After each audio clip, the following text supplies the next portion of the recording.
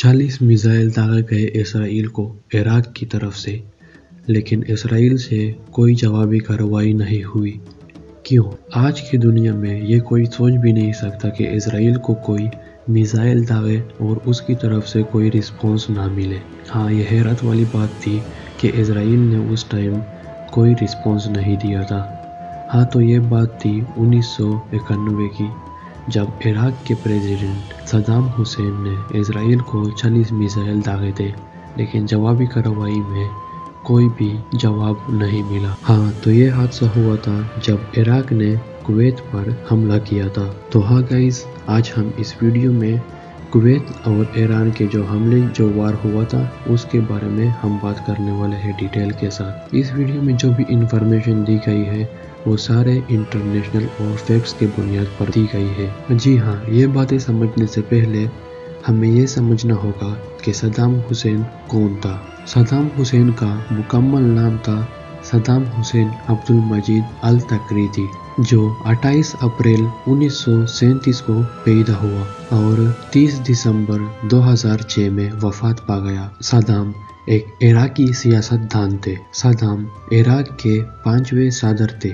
जिसने 1979 से लेकर 2003 तक अपने खिदमत सरअंजाम दिए। पहले 1979 से लेकर 1991 तक, उसके बाद 1994 से लेकर 2003 तक वो सदर रहे। जी हाँ, ये सवाल जानने के लिए हमें थोड़ा हिस्ट्री में जाना पड़ेगा। जब ईरान और इराक का जंग शुरू हुआ तो इब्तिदा में कुवैत एक न्यूट्रल मुल्क था, जो कि दोनों ही तरफों से एक सालिसी की कोशिश करता था। 1982 में कुवैत ने दीगर अरब रियासतों के साथ मिलकर ईरानी इनकलाबी हुकूमत को रोकने के लिए इराक की हिमायत की। 1982 और 1983 में कुवैत ने इराक को अहम माली कर्ज भेजना शुरू किया। इराक को माली इमदाद मुहैया करने की वजह से ईरान के मामलात कुवैत के साथ खराब हो गए। ईरान ने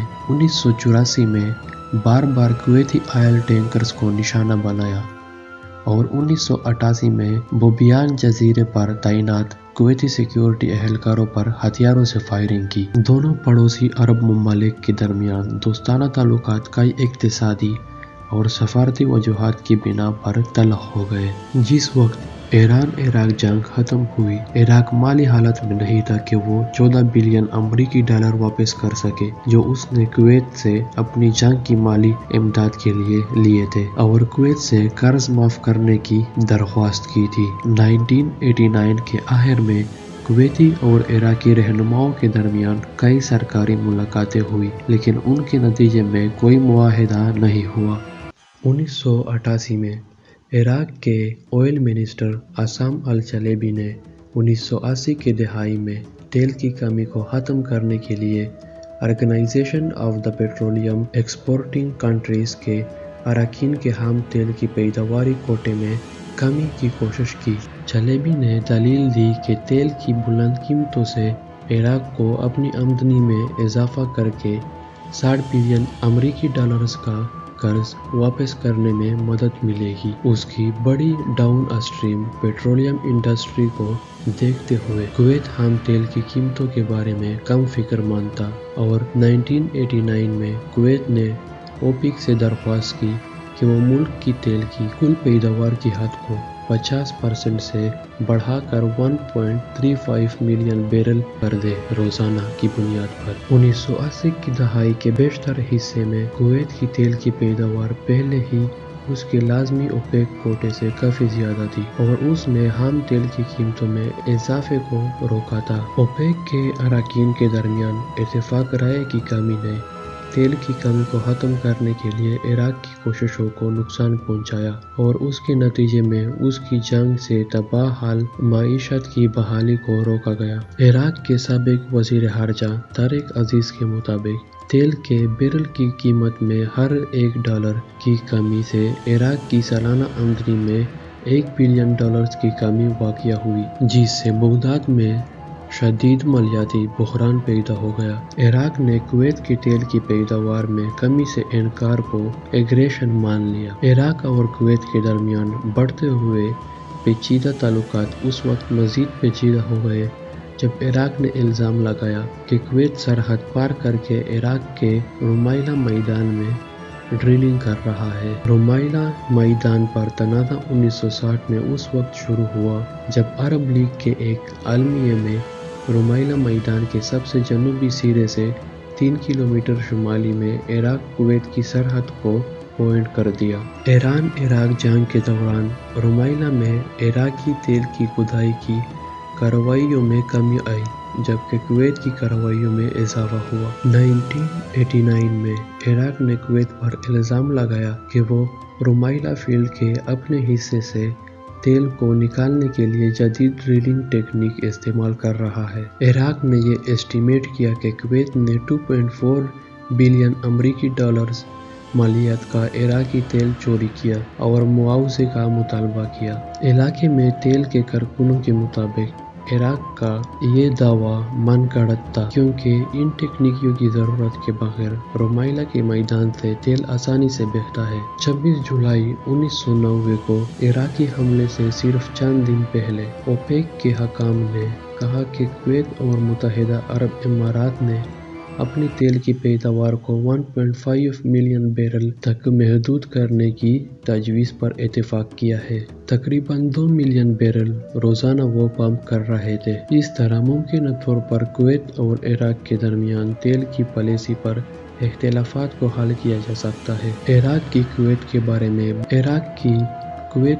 میں بنیاد دعووں کی تاریخ تھی۔ 1932 میں آزادی حاصل کرنے کے بعد مملکت عراق نے فوری طور پر اعلان کیا کہ کویت کا شہردم بجا طور پر عراق کا ایک علاقہ ہے، یہ دعویٰ کرتے ہوئے کہ یہ برطانیہ کے بنائے جانے تک عراقی علاقے کا حصہ تھا۔ عبدالکریم قاسم کے ماتحت عراقی جمہوریہ نے بھی کویت کے بارے میں بے بنیاد دعوے کیے تھے۔ تو جی ہاں بھائی، یہ تھی جنگ کی وجوہات جس کی وجہ سے جنگ شروع ہوا تھا۔ اگر ہم جنگ پر آئے تو کویت پر عراقی حملہ 2 اگست 1990 کو شروع ہوا اور گلف وار کا آغاز بھی ہو گیا۔ گلف وار کے بارے میں ہم اگلی ویڈیو میں ڈیٹیل کے ساتھ بات کریں گے۔ تو 4 اگست 1990 کو کویت کو شکست دینے کے بعد عراق نے اگلے 7 ماہ تک ملک پر فوجی قبضہ کر لیا، جس میں کویت کو بہت زیادہ مالی اور جانی نقصان پہنچا۔ اس حملے کی بین الاقوامی سطح پر مذمت کی گئی اور اقوام متحدہ کی سلامتی کونسل نے متعدد قراردادیں منظور کیے جن میں عراق پر زور دیا گیا کہ وہ کویتی سرزمین دستبردار ہو جائے۔